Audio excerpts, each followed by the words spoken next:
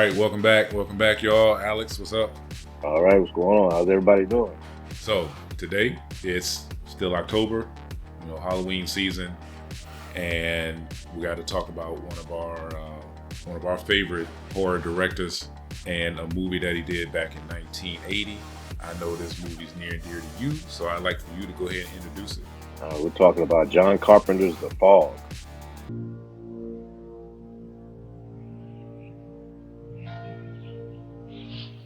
(1980). Actually, it aired February 1st, 1980. It was directed by John Carpenter, man, the myth, the legend, awesomeness. Yeah. Man that created it, gave us Michael Myers and a bunch of other stuff. Yeah. So also was written and directed by Deborah Hill. Deborah Hill was his sidekick as well through the Halloween films, pretty much most of his films. As far as actors and actresses, we've got legendary Mrs. Barbeau, Adrienne Barbeau, one of a big crush for me because I remember her from Swamp Thing. If you've seen Swamp Thing, yeah. Man, I used to love that movie. We got to talk about that one day. Yeah, seen it thousands of times, man. But yeah, she did absolutely wonderful in that film, and she also played Brains Main Squeeze in my favorite film, Escape from New York. Yeah. So she always gives a really great performance. And another one of my favorites that she's in is Creep Show. Oh yeah! Oh my God! Man. She plays that Tasmanian bitch devil Creep Show in the box. Yeah, yeah. We got to talk about that one too. That's awesome. Forgot all about her in that, man. Yeah. Damn. Okay. Right. We got Jamie Lee Curtis. Scream queen herself, man. Mm-hmm. It's funny how this film, she's not the main female lead in here. She kind of comes off as a character, Elizabeth, who kind of like a hitchhiker. Hitchhiking up the coast. I think she's on her way to Vancouver. And this is a rare occasion where she shares the screen with her mother. Mm-hmm. So Janet Leigh was in this as well. We all know Janet Leigh from Psycho. She did the scream that was heard around the world in the shower. She's in and that's it. a fact I didn't for her know. Character. Yeah, I didn't know it until a couple days ago when I was doing a little research about the movie, and I don't know why I never put that together. Yeah, that's her mom, man. I'm not exactly sure if this is the only time that they shared the screen together, but this was one of the times that they shared the screen together. If there's more, in the comments, let us know. Definitely, but she did a great job, and I wanted to ask you because I couldn't really figure out if she was like one of the main council members or was she actually the mayor because like in the Wikipedia it's got her listed as the mayor, but the way she comes off throughout the film, man, she comes off as like somebody that's like a council member, maybe working with the mayor, but I mean, she's the mayor. I couldn't put that together. Right, watching the movie, you assume that she is the mayor. Drive his own car. The mayor and his wife are to be picked up at 6:45 and brought to the mayor's box. Mm-hmm. And like I couldn't figure out. I'm like, okay, I think she's the mayor. It's 1980. It wasn't that common for women to be mayors of a city anywhere. Right. But it wasn't unheard of. So I was like, is she the mayor or is she like a council member? Is she like the lead council member? But either way, she has a role of authority in the town. Right, definitely. We also got a surprise appearance from John Houseman. He plays the part of the gentleman, the old guy in the beginning that's telling the campfire story. I think his name was Mr. Machen. Yeah. He was telling the scary story to the kids in the beginning, which actually is kind of like pretty much factual what happened. In a way, without like saying any names, which kind of makes it like, damn, and the kids are like, all enthralled in the story, and he's actually telling what the heck happened, on the eve of the centennial. So that was all like to me that his deliverance story, man, just made it that much more creepier, man. It is a perfect I love his to a voice. ghost story movie. Yeah. It's almost it reminds me. I'm sorry to stop you. It reminds me. Man, I love his voice, man. It reminds me of Friday the 13th Part 2, where they're sitting around at the beginning and they're telling like the campfire stories or whatever. And like, to me, if you're gonna have a horror movie with either like that has some kind of either supernatural or just scary, a scary atmosphere, like what better way to start off than with a ghost story? Not a foot ahead of them, and then they saw a light. And I think that's just perfect how this movie starts. Yeah, definitely. So that kind of like gives you the mood as you move forward. So Father Malone, which is the town, I guess the town priest for the church, played by Hal Holbrook. Holbrook. Yeah, But he's been in a lot. Yeah. He's Yeah. seemed like he's done a lot in TV and movies and stuff like that. But his performance was great because you notice, after he found a journal, man, he was just befuddled, man, through the rest of the film. It was almost like he was like riddled with guilt. He couldn't get his shit together after that, and that's kind of like it stayed. And I like the way that they already kind of gave you kind of like a air, like he had a drinking problem, But even the the mayor kind of, when they go to visit him, they're just like, hope he's not in his cup, Right. So he had a reputation for that, but yeah, he couldn't get his together after that, man. And of course, we got the great Tom Atkins. Can I ask you something? Sure. What's your name? Elizabeth. Nick. Of course. That plays Nick Castle. And Nick, I love him. I love Nick. I love the character. I love everything that Tom does, man. But we never really figured out what Nick was, man. Was he like a handyman? I looked at him like maybe he's just a dock hand. He kind of like was good at mechanics and helping with the ships, maybe bringing them in, or but he knew everybody. I mean, his family. He used to talk about through the story that he said about his father. He was talking about like he really knew about the fishing industry there. So I'm thinking he might have been just kind of like a dock hand. Maybe his dad was the fisherman, and that's what he became, kind of like a dock hand, helping out. But again, outstanding performance, man. That's the any man's man. Yeah. No overbearing heroics. Just enough. I mean, it was really nice. Really Tom Atkins, man. He never met a woman he wouldn't smash or a hitchhiker he wouldn't pick up. Yeah, right in the beginning. I'm like, damn, that escalated fast, Right. Pick up, man. Yeah, but that's What's your name? I love the most. Yeah. What's your name? Damn, bro, I didn't even get names. Yes, sir. But that's Tom. Yeah. Antonio Bay is having his 100th anniversary.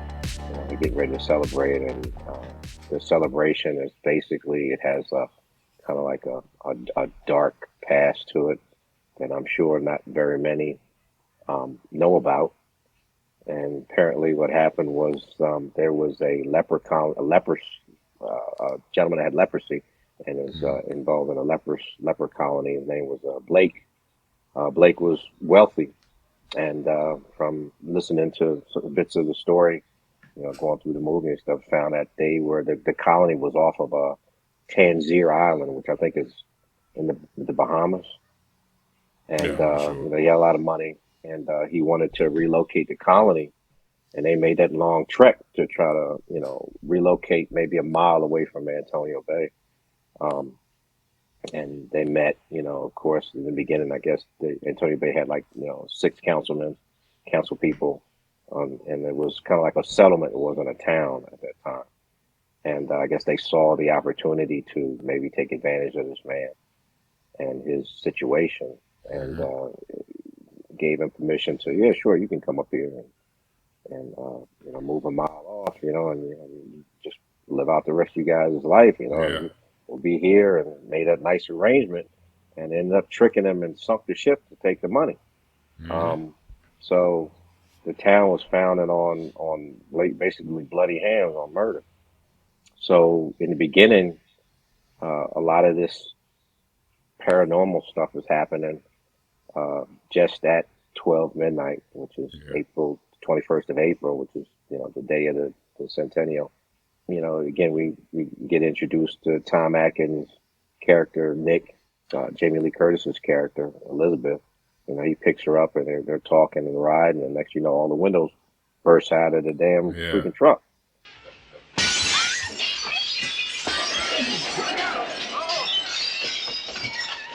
Throughout the town, you got a lot of weird stuff happening. Gas pumps flying off. In the stores, you got bottles flying off shelves and cars honking and Yeah. lights flashing with nobody behind the wheel. Chairs moving. So a lot of paranormal energy is manifesting itself.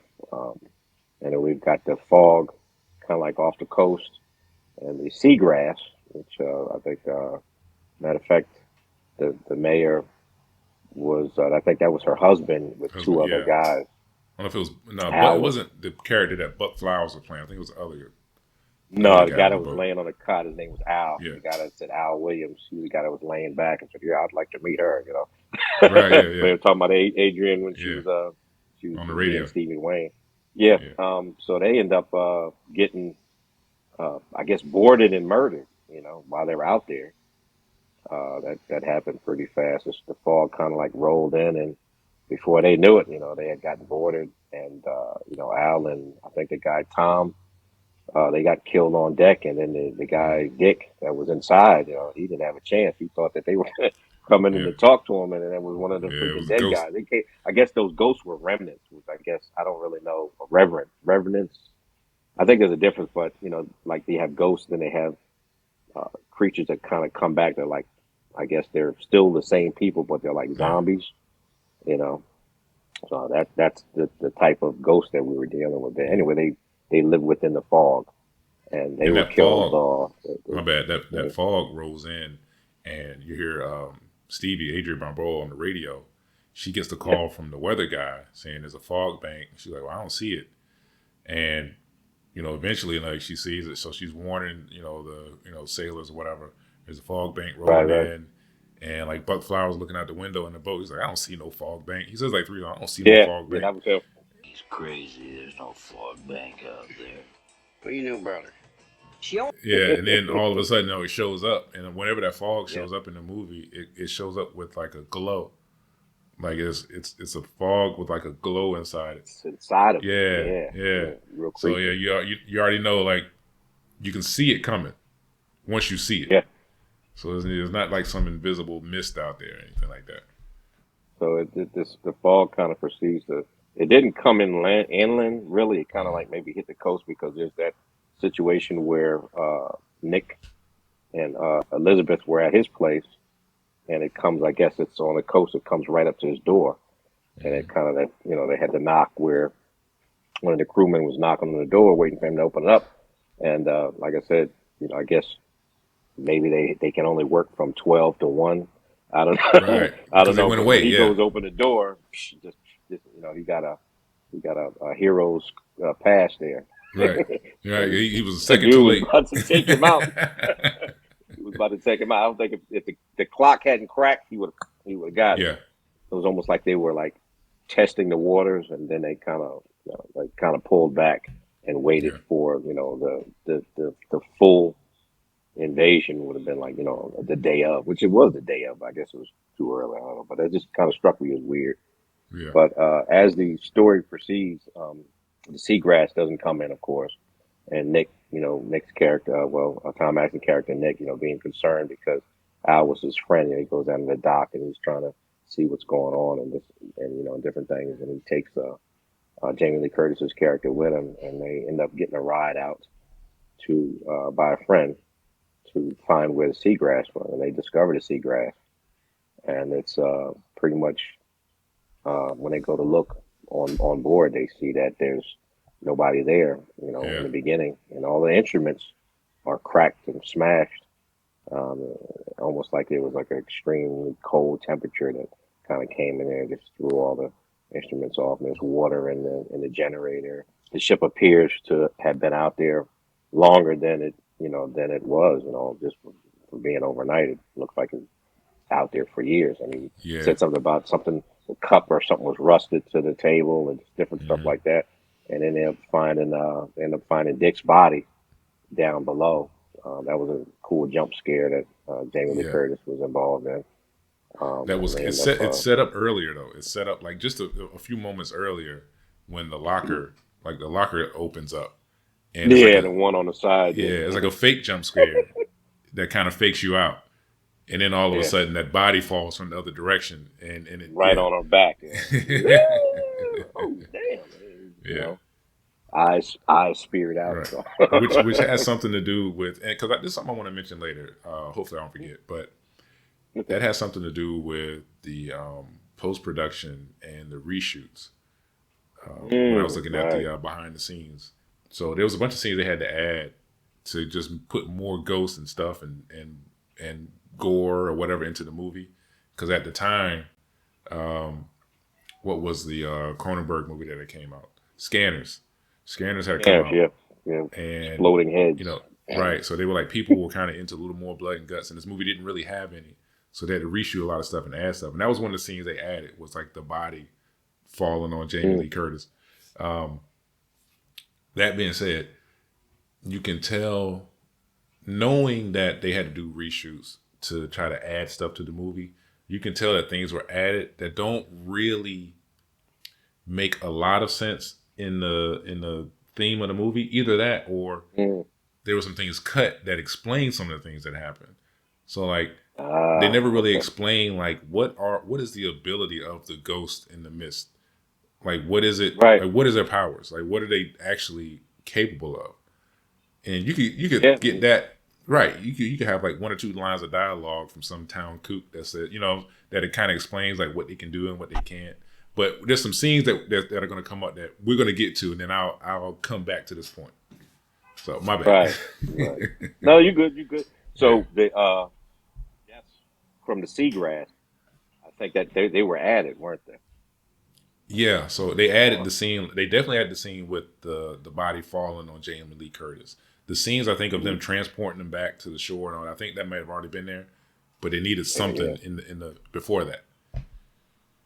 I want to tell you that I thought that the deaths of Al and Tommy on deck were vicious, man. I mean, Yeah, almost borderline. Like you wonder, like, okay, these guys, they're supposed to be colonists from, well, not colonists, but like from a leprosy colony, but they attacked them like they were pirates, So that's why in the beginning, like when I was younger, I always thought that they were like ghost pirates, That's because what I it's the way thought. that they, Yeah. they were rugged, man. And, Yeah. they shake the hell out of poor Al. He got stabbed twice going down. Yep. I was like, And, and them boy those got were hung up scenes with they hooks, added. Those were scenes they added. They added the death scenes for those guys on that boat were already in the movie, but they needed to add like a little more. So they had to add like the scenes of them actually getting stabbed and stuff like that. Like all the little cut-ins were added. That's where the fear factor for me as a kid came in. Because I mean, seeing them get shanked, I was like, Yeah. Mom, yeah. Shook. So. Back to explain a little bit about the story. The next morning, Stevie Wayne, after a shift, she's sleeping, and her son runs in with a piece of driftwood that has the word Dane on it. While he was out fishing and goofing off on the shore, he found looked like it was a gold doubloon. But when he went to go grab it, it turned into a piece of driftwood, and it had I guess, the piece of the wood that explained that, it said the name of the ship, which was the Elizabeth Dane, which was Blake's ship that he purchased to try to make that trek around to. So Nick and Elizabeth, after they found the seagrass, they waited for the Coast Guard, and then of course the Coast Guard comes and they find Dick's body, and they bring it back to the morgue. And while they're in there, Nick is talking to the coroner. And the coroner's telling him, "Hey, man, this guy, looks like he's been dead for months underwater. Yeah. And even though I just saw him like the other day, his body is decomposed, like he's been underwater for months." Yeah, and he was like, it's the cold. He's like, it was almost like he's been dead for a while, but like his body's been almost refrigerated, so like it's still intact. Right. He said, yeah, it's weird. He said, weird things can happen. Deep water, cold water, that it kind of preserves the body or something like that. Like he was kind of coming up with reasons why this guy, was just seen the day before, but now he looks like he's been dead for weeks. It was an interesting part during that explanation too, because he had explained that there was a group of kids that were trying to dive for an old ship. Didn't really get into detail, Hmm. but that kind of like gave me like an incentive, like maybe this area was kind of like having issues anyway, because you figure if those kids died, trying to dive for, let's say we're trying to dive because of the legends of the Elizabeth Dane, and he thought there was some gold down there. Hmm. So maybe this area, had some issues already, but they didn't go into detail. But it's kind of like a little tidbit that we just kind of like, kind of made me go, I wonder if this area was a problem from before. But anyway, Right. while they're talking, the corpse gets off the table while Jamie Lee Hmm. has her back to it and walks over and literally like just doesn't attack her, but it falls right in front of her. She calls out, and when they come in there, the corpse had scraped in the number 3 on the floor. That's when it kind of like brought us to the point where we're trying to figure out like what does that mean. And when I think Father Malone was talking to the mayor and the assistant, talking about the conspiracy and how things transpired, we kind of figured, and then of course at the same time, we got uh, Adrienne Barbeau's character. She's at the lighthouse trying to open up and start her broadcast, and a piece of driftwood, turns into Water. It just starts turns leaking into a in there. mess. Yeah. The words change, and it says 6 must die, and Yeah. it short circuited her stuff. And when she puts it out, everything is kind of back to normal. But through those things, we kind of discover that I guess the ghosts are after 6 souls for the souls of the conspirators, the 6 conspirators that conspired to murder them and take the gold. Now this brings me back to the point I was making a minute ago. The corpse that gets off the table.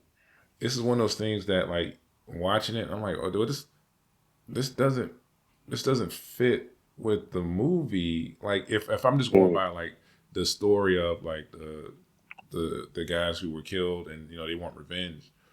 I'm like, okay, so like they've this is why I said like it would be useful if someone told a story about like, yeah, when these vengeful spirits come back, they can possess dead bodies or something. mm, right, Just a few lines of dialogue that explains how this corpse got off the table because it's the only time a corpse gets up in the movie. right. That's not the only person that That's got not killed. one of the ghosts. Yeah, Right. yeah, So he gets up. He doesn't have any eyes. That part isn't really explained, but I mean, it still looks cool. Um, but just the explanation of like how, like, what are these ghost abilities? You know what I'm saying? Like, it just this is right. it's kind of like they're just putting things in just to put them in. I'm not sure if the scene of him actually getting off the table. I think when I was watching the making of, I want to say that might have been a scene that they added later Yeah, 'cause that's because it definitely doesn't really creepy. fit. You know what I'm saying? Like, it doesn't really No, fit the story. So I'm thinking like that had to be something they added later.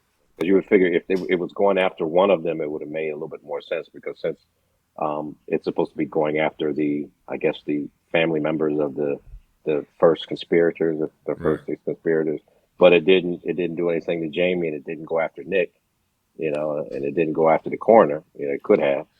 Right. So And it's it like, picked up why would a yeah, scalpel. It picked up a yeah, scalpel. And as a matter of fact, that had to be a scene that was added. Just because the reason that, hear me out. If mm, you're going to add a scene, right, you've already shot everything else. You haven't shot a scene of Jamie Lee Curtis or somebody getting stabbed or cut or anything like that. But you need to input a scene to add a little more fright to the movie. So you film a scene of the guy getting off the table, coming at Jamie Lee Curtis. You you film that, and you don't have to, and you film where her reaction is. The corpse falls, and Tom Atkins in the corner come back in the room, and that's it. Because now you don't have to film any extra makeup scenes. You don't have to do anything extra. You don't have to like film a scene of him fighting Tom Atkins or putting a cut on him because you've already filmed the rest of the right, movie and they're uninjured. So you can't add a scene where they get injured. You know what I'm saying? right, because it wouldn't fit later on. Yeah, yeah, Right. yeah, So definitely. that scene had to be added. It had to be added later. It's an added, I guess, add some creepiness. Yeah. So yeah, yeah. But by this time we're at I guess toward the evening where the centennial was taking place, and the mayor, Miss Williams, she knows from the priest, pretty much this, what happened, what transpired back in the 1800s. Mm-hmm. Yeah, 1800s. And she kind of shrugged it off, like almost like, okay, well, nothing that we can do about it right now. So we kind of proceed with the centennial. And again, you got more weird things happening. The fog starts to come inland, and it attacks the the station, the weather station, and uh, Dan the weatherman gets taken out. Some asshole got drunk and started taking this 100-year-old business too seriously.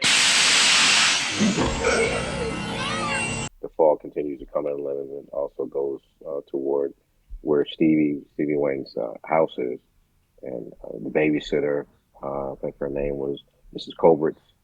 Mm-hmm. She ends up becoming another victim. Mm-hmm. So I think, yeah. And Stevie's on the radio at this point. She's on the radio because she was on the phone with the guy when all that was happening, and she at this point she realizes some weird stuff is going on. Definitely. Yeah, and she's trying to warn people on the radio because if I remember right, like the power kind of went out. Yeah, the fog came in and it took out the generated the power station for the town, and all the lights went out. And so she's on the radio. She gets to try to get on the radio and get a warning out to people, anyone listening. And that's it. Just so happens that Tom Atkins and Jamie Lee Curtis, right? They're driving and they hear it. They turn back around because she's telling, hey, if anybody's in the vicinity of my address, blah blah blah, my son needs help, and she's telling them, get out. And they go back to the house right after the babysitter gets murked. Honestly, I'm trying to figure out, like, if I live somewhere out there like that, and there's this crazy fog where I can't see 2 feet in front of me, and somebody's knocking on the door, but they're not answering when I say, "Hey, who is it?" Why would you open the door? Yeah,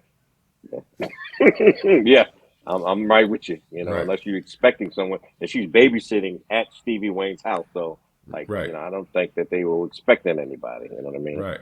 That scene was vicious because again, she's a sweet old lady, and you didn't expect her to get mobbed the way she did, because he basically snatched out, and then it just you saw about 8 hands just sticking it in, like damn. Yeah. So, and then of course, Andy, he's back in his room, thinking that Mrs. Cobras is going to come back and say, okay, everything's all right. It was just John the milkman or whatever, and this thing is freaking trying to hack the door down, pulling off, pieces of wood and stuff. And then luckily, Nick and Elizabeth was there. And Nick kind of goes around the side. And it's weird, man, because you look at that scene, took her out of the front door, and he kind of comes up and sees the front door. And I'm wondering, did he see anything inside? Because he dipped around the side, and then he goes to the side window where Andy's at, and he breaks the window and says, hey, bring your ass here, and then pulls him out while they're coming in the room.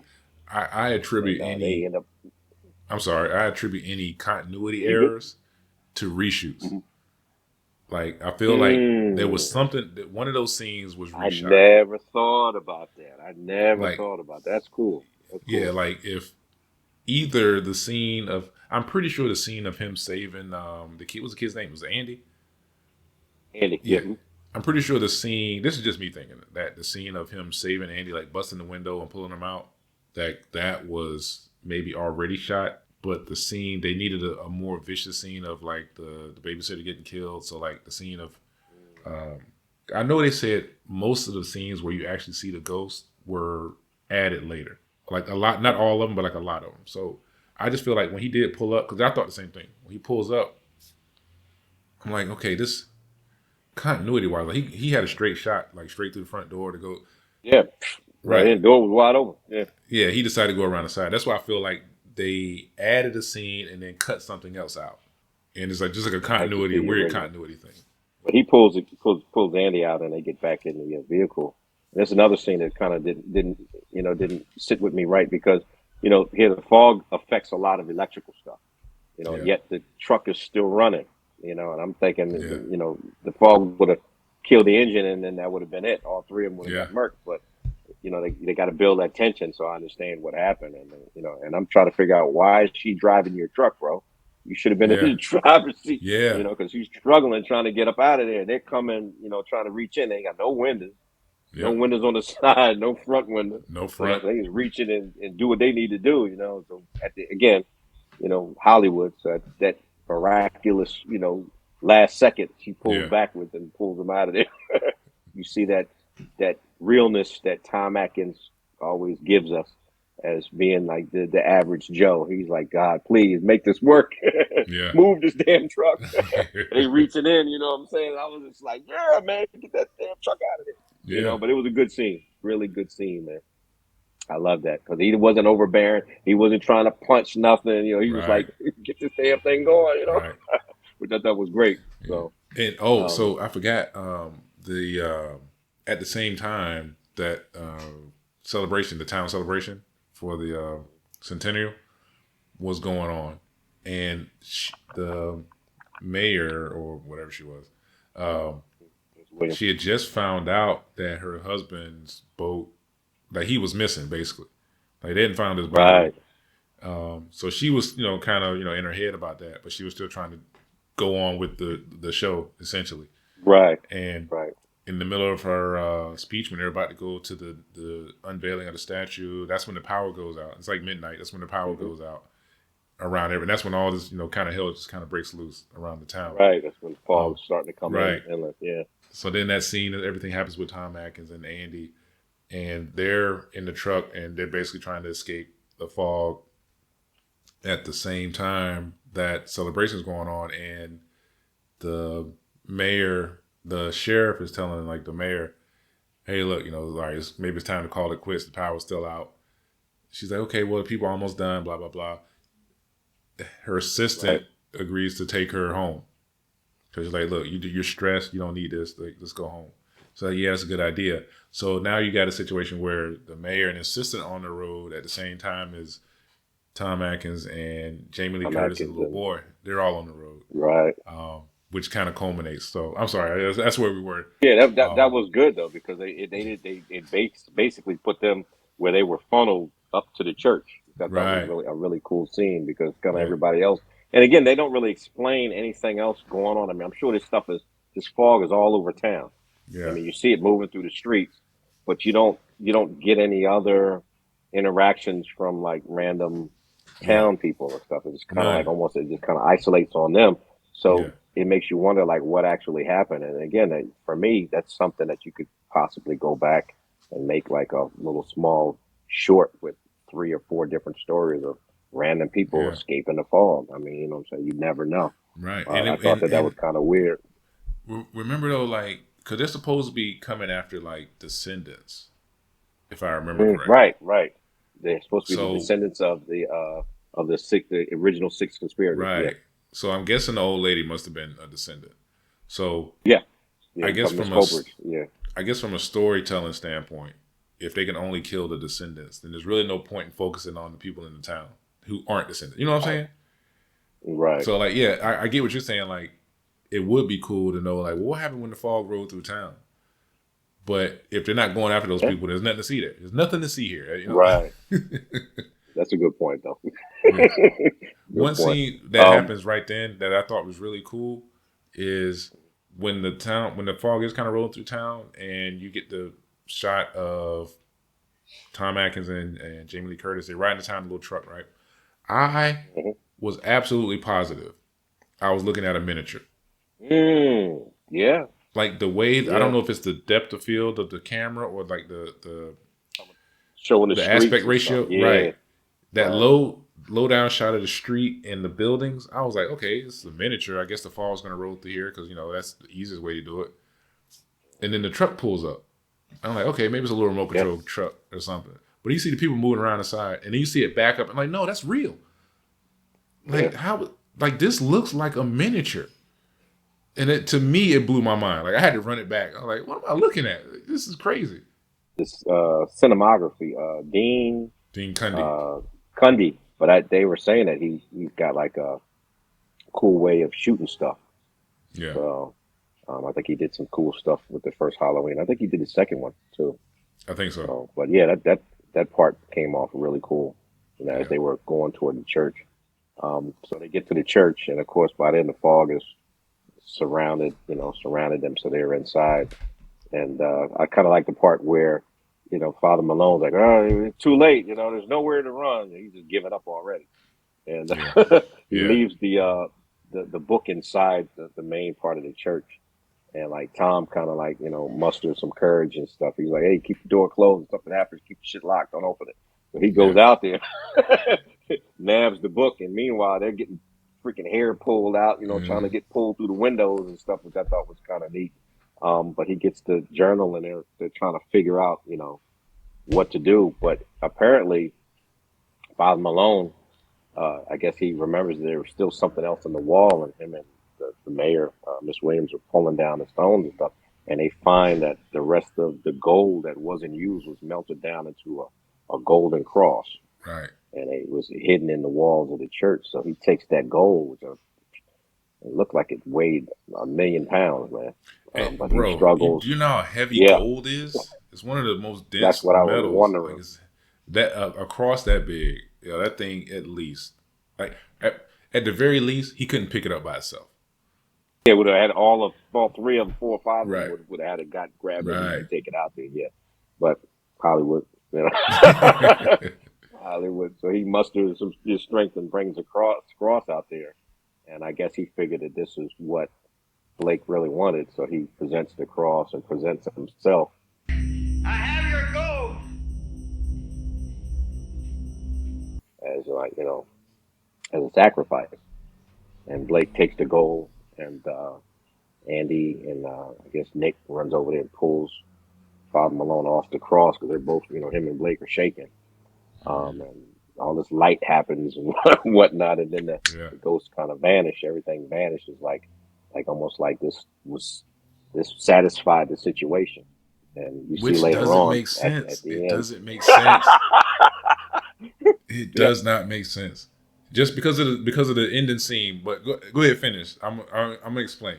And you're absolutely right, man. Because you figure, if they're after conspirators, then what are you disappearing because you got the rest of your goal? And it Right. didn't fit to me, So everybody leaves, and then Blake and him come back, and then it just beheads Father Malone as the sixth conspirator, and then that's it.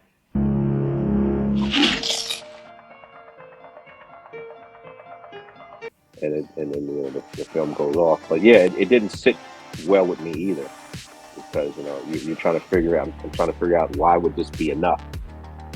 Right. He does come back and claim him, And it just but it doesn't make sense on a lot of levels. You know what I'm saying? Like if I look at it strictly from the gold, right? The gold was stolen, and not all of it was used, but some of it was. What if the only thing left was like a gold coin, and he was holding that in his hand, and they, would it get all bright and then they would disappear because they got the last piece of the gold, or there's a certain amount of gold they wanted back? Why did they disappear? Why did the gold turn bright white and start shining this bright light in the room when they touched it? That's one of those things I said, like there's things that just weren't explained that when you really think about it, it don't make sense. It's a cool movie. It just doesn't make sense, right, like from a story standpoint. And then if all of a sudden they went through all this to get to the church and get to the last conspirator, they touch the gold and then they disappear. What was the point of them disappearing if they're going to come back and kill him anyway? See, that I have questions. That's the questions I have. Like it just, like you said, it just doesn't add up to me. Yeah. And then we can come with all different types of theories. I mean, I've been thinking about theories since it became my favorite film. I'm like, I wonder if this is, but it at the end of the day, it's just a lot that's left open.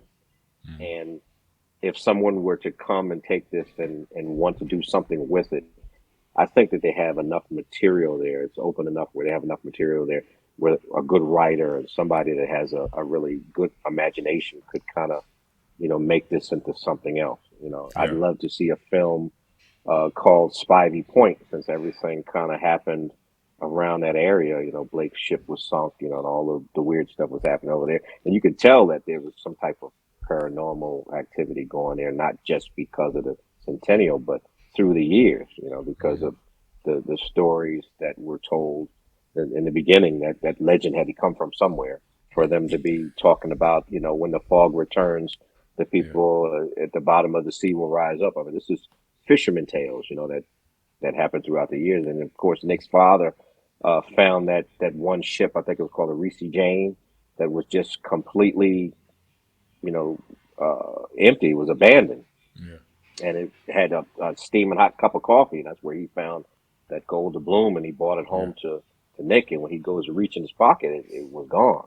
So this paranormal stuff probably been going on for a long time. And I guess maybe, the spirits had to manifest more energy in order to, do this big invasion, I guess, to try to come in and actually get the Sixth Conspirator. But to me, again, this is a lot of material here that somebody could really do something with if they wanted to kind of make a proper sequel to this, or make this into, another set of movies if they wanted to. It could be a short series. It could be like 6-episode series that starts back from when the guy bought Netflix. the ship and got betrayed, and then first 3 episodes maybe, and then second 3 episodes you fast forward to the future, and then this second part is like. However, it just gives more time to actually explain what's happening, because this movie is only an hour and a half, so an hour and 29 minutes with credits. Right. And you got to wonder that, like, they wanted to have a compact story. They didn't want the movie to be too long, but they realized that they needed more, or they were kind of maybe told that they needed more blood and guts in the movie, so they had to add a bunch of scenes. Well, I'm pretty sure if they added scenes, they had to cut something, because this movie wasn't originally like an hour and 20 minutes long. You know what I'm saying? It's probably longer, without a lot of the more gory or scary scenes. So there had to be things that were cut. It probably sacrificed a lot more of the descriptive scenes, giving us more fluff and more lore. Which was needed. They should have kept it. Because the movie moves fast. It's tight. It's bam, bam, bam, bam, bam. Not a lot of boring stuff is going on.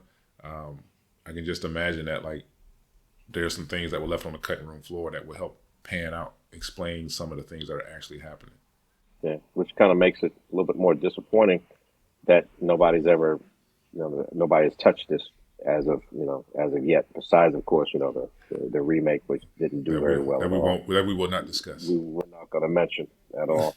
But again, there's enough material here where if somebody really wanted to go back and try to do something, like you said, make something small, Netflix or whatnot, it could really turn into something good. And we don't know anything about Blake. We don't know anything about that colony, the leper colony at all. And I'm hoping in the future that, maybe through the fanfare and whatever, that somebody picks this up and does something more to it. Because I do think that this is a great film. It's definitely a Halloween film. I watch it more than just in Halloween, but I own it. I own the steel book. I own photos. I got figures. It's 2 figures. You got Stevie Wayne's figure and also Captain Blake. His eyes glow. Yeah. I got both of those figures, and just something that I wish that would become something else, because it's one of my favorites. It is, like you said, man. It is a great ghost story. It's a great movie to watch during Halloween. Just like for me, Halloween 3, I got to watch it every year. You can poke holes in it all day. Yeah, but it's still, that doesn't make it a bad Halloween movie. A bad scary movie. No, absolutely it's just not. If you really want to dig into it, you can poke holes into some of the greatest movies. That doesn't mean it's not rewatchable, and it's not just a great story movie to watch during the Halloween season, or anytime if you love horror movies. Everyone, if y'all have not seen The Fog, and I'm not talking about the remake, 1980. All right. 1980. Look it up. You can watch it for free on Pluto. And it may be on YouTube too. I can't remember, but I know it's on Pluto. Watch it for free. It's an hour and a half. It's a quick watch. Do yourself a favor and, try to look up John Carpenter's catalog, especially movies like The Thing. I don't think The Thing is available for free, but it may be on, it used to be on Netflix. I'm not sure if it still is. But anyway, look up John Carpenter's catalog. His lesser movies, his better movies, even Ghost of Mars. I kind of actually enjoy that movie a little bit. We got to talk about that one too. You can poke a whole lot of holes in that movie, but I actually kind of enjoy it. I like Ghost of Mars a lot. Yeah, so like the Escape from New York and stuff, like there's plenty there. There's plenty there. They Live. Like, oh, we got to talk about They Live one of these days. So anyway, Alex, you have some parting words about the Fog. I wanted to mention two things. John Carpenter, I love his music. Yeah, Anybody that's seen his films, he does his own scores, man. And from Escape from New York to this film to Halloween, I mean, he just makes these really iconic melodies, man, and yeah, it's just like they just last. I think the music in the Fog here, it just gives this film a presence, man. I've got the soundtrack and I listen to it, from time to time. It's just really creepy, man, and it fits. And also, I wanted to mention there's you got an unsung hero here that we need to speak about. Rob Bolton, who plays Rob Bottin. Captain Yeah, Blake. yeah, Rob Bolton, that's yeah. right. I'm glad you said it because I'm bad with pronunciation. Anyway, I don't want to call him special effects, but he's makeup artist, man, and he played Blake. He did the makeup for Blake and stuff like that. Yeah. But he's got a lot of awards. He worked on Total Recall. He worked on all of the RoboCops. He did I the think he thing. got an award. Yeah, he did it. Yeah, he did the thing. That's why I wanted to bring him up too, because that's going to be one of the films that we're going to be doing. So, Yeah, and I just thought that it blew my mind the fact that I didn't really know too much about him. Yeah, because I always wondered who played Blake and why isn't he at any cons, man? Because that Blake is just a badass freaking ghost character. And yeah, I find him and I start looking through his stuff. I'm like, damn, again, somebody that's just he's there, he's doing the yeah, work, man. But you don't really hear about him, now. It's just yeah. crazy because he's done a If lot of work, man. Right, if I remember correctly, I might be wrong, but I want to say that he helped with the effects on Monster Squad. So the dude's done a lot.